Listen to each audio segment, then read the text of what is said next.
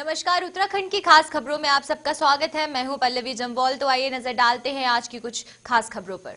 धर्मनगरी हरिद्वार की आगामी कुंभ मेले को लेकर जूना अखाड़े में अखिल भारतीय अखाड़ा परिषद की बैठक हुई, जिसमें कैबिनेट मंत्री मदन कौशिक के अलावा सभी 13 अखाड़ों के साधु संत प्रतिनिधि मौजूद रहे। बैठक में कुंभ मेले को लेकर कई गंभीर मुद्दों पर लेकर चर्चा की गई। अखाड़ा परिषद के अध्यक्ष नरेंद्र गिरी महाराज ने बताया है कि कोरोना की गाइडलाइंस के तहत ही कुंभ का आयोजन होना चाहिए, लेकिन कुंभ मेले में अगर टेंट व्यवस्था नहीं होगी तो कुंभ मेला कैसे होगा। उन्होंने कहा है कि टेंट की व्यवस्था भी होनी चाहिए और अखाड़ों को जमीन भी आवंटन होनी चाहिए। सड़क, बिजली, पानी की व्यवस्था सरकार को जल्द से जल्द करनी होगी। वहीं कैबिनेट मंत्री ने आश्वासन दिया है कि मेले को लेकर सभी कार्य समय से पहले पूरे हो जाएंगे। विषय ये था कि कोरोना काल को देखते हुए मेले में टेंट लगाए जाए या न लगाया जाए। तो सबकी हमारे अखाड़ा परिषद ने कहा हम टेंट भी लगाएंगे, क्योंकि बिना टेंट के मेला नहीं होगा। जो सरकार कह रही थी कि टेंट न लगाया जाए, उस पर अब सहमति बन के टेंट लगेगा। सड़क, बिजली, पानी सब सरकार की तरफ से व्यवस्थित किया जाएगा और कल से काम सब लग जाएगा। और बैरागी कैंप जहां था वहीं रहेगा, वहीं पे बैरागी कैंप के टेंट लगेंगे। सभी अखाड़ों के महामंडलेश्वर भी आएंगे। मेला भव्य होगा, दिव्य होगा, व्यवस्था बनाई जाएगी। कोरोना यदि फरवरी या मार्च में ज़्यादा बढ़ता है तो उस समय बैठ के निर्णय लिया जाएगा, लेकिन फिलहाल ये निर्णय हुआ है कि सारी व्यवस्थाएं पूर्वत मेले जैसी की जाएंगी। नीलधारा मेला बसेगा, बैरागी कैंप में मेला बसेगा और सभी 13 अखाड़े के महामंडलेश्वर आएंगे, विधिवत स्नान करेंगे। विभिन्न विषयों पर चर्चा हुई। ये चर्चा लगातार पिछले कई महीनों से जारी है। कल मुख्यमंत्री जी के साथ भी बैठक होगी, सारे अधिकारी रहेंगे, वहाँ भी बैठक होगी। मेले की दृष्टि से इस प्रकार की बैठकें लगातार होती रहती है और लगातार होंगी। नहीं, हमने कैंपों को किसी को प्रतिबंध नहीं होगा। कोई भी अखाड़े कैंप लगाएगा, सरकार कोई प्रतिबंधित कैंप नहीं करेगी। वो उस पर चर्चा करेंगे अभी फरवरी में, क्या होता है कैसे होता है, लेकिन कैंपिंग की किसी भी तरह प्रतिबंधित नहीं होगा। निर्माण कार्यों को लेकर निर्माण कार्य बिल्कुल एकदम स्पीड से चल रहे हैं, समय से पहले पूरे हो जाएंगे।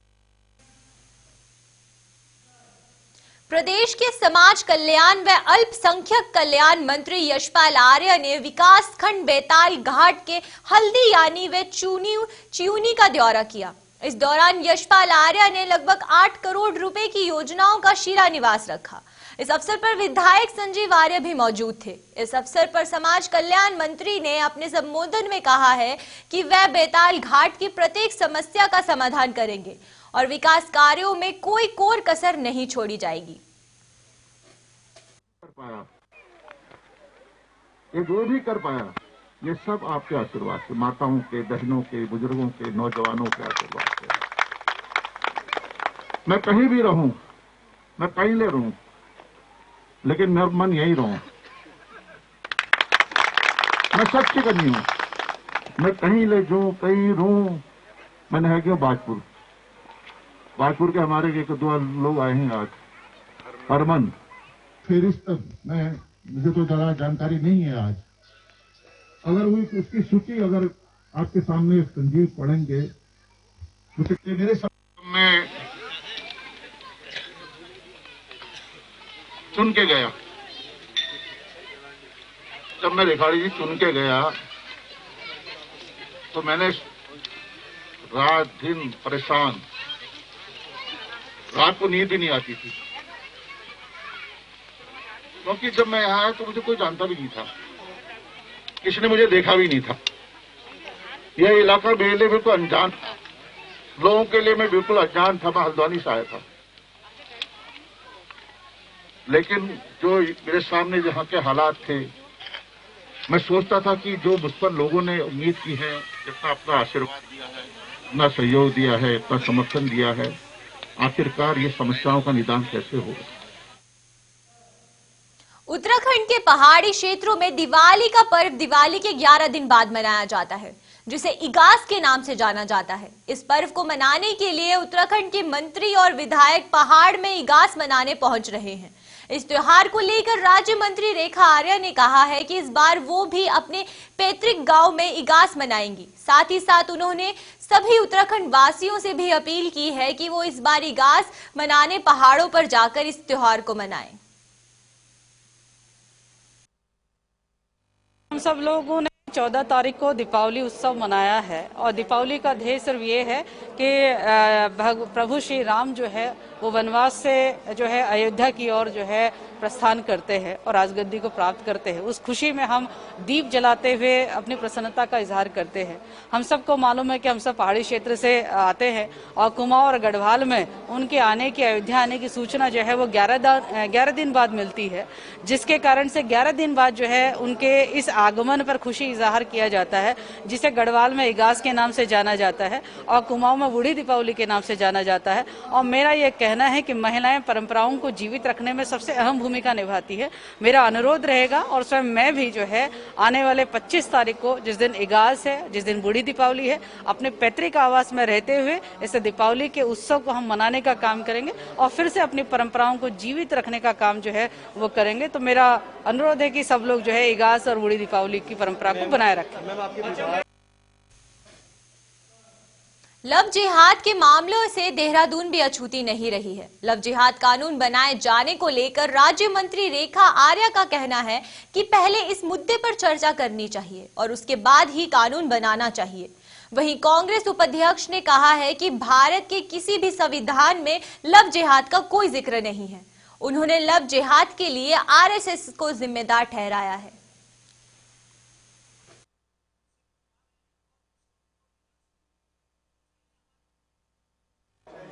देखिए, मैं समझती हूँ कि जो ये लव जिहाद का टॉपिक है, इस टॉपिक पे हमें अभी बहुत चर्चा करने की आवश्यकता है और हमें समझने की आवश्यकता है कि आखिरकार इसमें किस तरफ से या किस ध्येय को लेकर इस प्रकार की घटनाएं घटित होती है। उस मंथन के उपरांत ही हमें इस दिशा में बढ़ना चाहिए कि हमें इसके विरोध में कानून लाना है या हमें अपने युवक युवतियों के हितों को या धर्मों के हितों को हमें रक्षा करनी है। तो मुझे लगता है सबसे पहले चर्चा और डिबेट में लेकर आए, उसके बाद में इस पर हम लोग विचार करेंगे कि इसमें क्या किया जाना है। भी ये नहीं जानते कि इस देश के अंदर पहले तो ये लव जिहाद नाम का जो ये शब्द है ये असंवैधानिक है। क्या होता है लव जिहाद? ये कहाँ का शब्द है? कौन सी डिक्शनरी का शब्द है? ये आरएसएस का गढ़ा हुआ शब्द है और उस शब्द को आगे चलाने वाले लोग जो हैं वो अपनी दुकानें चला रहे हैं।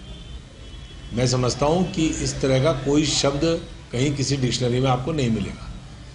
लेकिन अब वो लोग जो धर्म की अफीम चटा करके इस देश में जो असली मुद्दे हैं उन पर पर्दा डालना चाहते हैं, वो इस पर बातचीत कर रहे हैं और इसके अलावा कुछ नहीं। गदरपुर के सभी सरकारी व प्राइवेट स्कूलों में 10वीं और 12वीं के छात्रों का कोविड-19 टेस्ट होगा। इसकी जानकारी गदरपुर के उपखंड शिक्षा अधिकारी रवि मेहता ने दी। उन्होंने बताया है कि कक्षा 10वीं और 12वीं की क्लासें शुरू हो गई हैं और कुछ ही दिनों बाद इन दोनों क्लासों के पेपर भी होने जा रहे हैं। छात्रों और शिक्षकों को सुरक्षा के ध्यान में रखते हुए उन दोनों का कोविड टेस्ट किया जाएगा।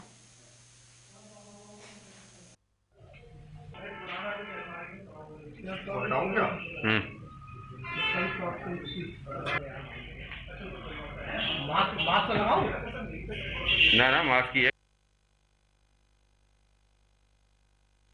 बुलाया भी जा रहा है।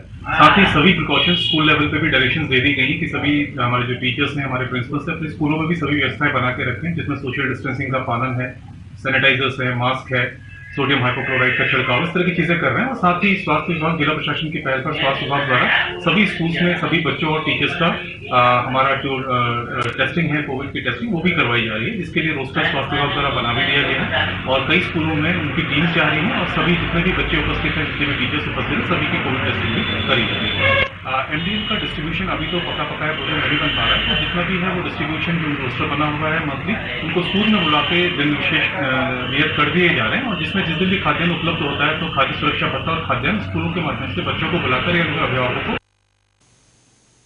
लक्सर के शेखपुरी गांव में उत्तराखंड किसान मोर्चा द्वारा पंचायत का आयोजन किया गया, जिसमें किसान मोर्चा के राष्ट्रीय अध्यक्ष गुलशन रोड मुख्य रूप से मौजूद थे। इस अवसर पर गुलशन रोड ने कहा कि मिलों पर अभी पिछले सत्र का भुगतान बकाया है और नए साल की गन्ना खरीद भी उधार पर की जा रही है। धान की सरकार खरीद का किसानों का करोड़ों रुपए भी अभी सरकार पर बाकी है। उन्होंने आरोप लगाया है कि सत्ता पक्ष ही नहीं बल्कि विपक्ष में बैठे विधायक और सांसद भी किसान की बात कहने को तैयार नहीं है।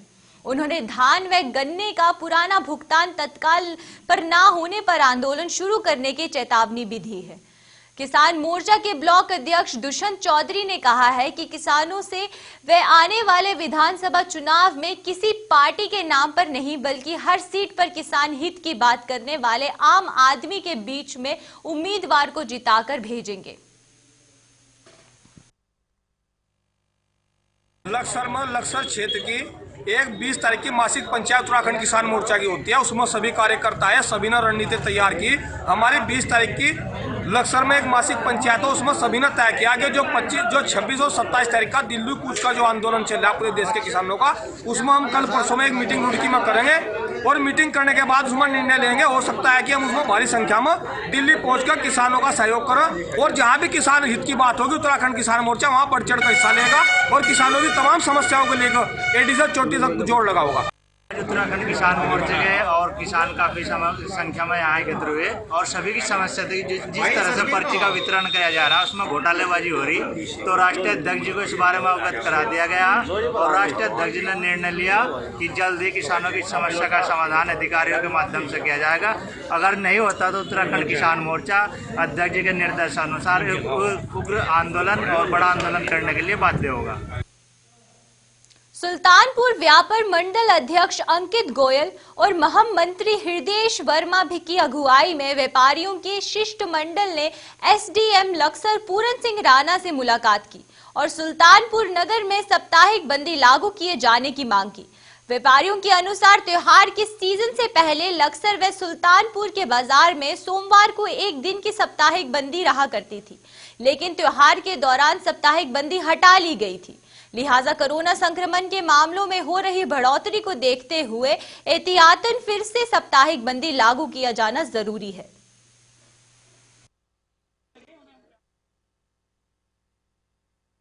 साप्ताहिक छुट्टी के लिए हम आज एसडीएम साहब से मिले हैं। सुल्तानपुर बाजार में व्यापारी पहले से ही साप्ताहिक बंदी चाह रहे थे, लेकिन कोई आगे नहीं आ रहा था तरीके से। तो आज हमने लोगों से मिले हैं, सिग्नेचर्स कराए हैं, एसडीएम साहब को हमने प्रार्थना पत्र किया है और 100% ही वहाँ पे लोग चाहते हैं कि साप्ताहिक छुट्टी हो, जिससे उस दिन का फ़ायदा उठा सकें। लोग अपना सामान ला सकते हैं बाज़ार से, कुछ बैंकिंग के काम हैं, कुछ घरेलू काम हैं, रिलैक्स हैं। तो काफ़ी लोग 85 से 90% लोग वहाँ बंदी चाहते हैं और मैंने एसडीएम साहब को आज प्रार्थना पत्र देके रिक्वेस्ट की कि वो हमारा सहयोग करें। व्यापारी भी मेरे साथ हैं।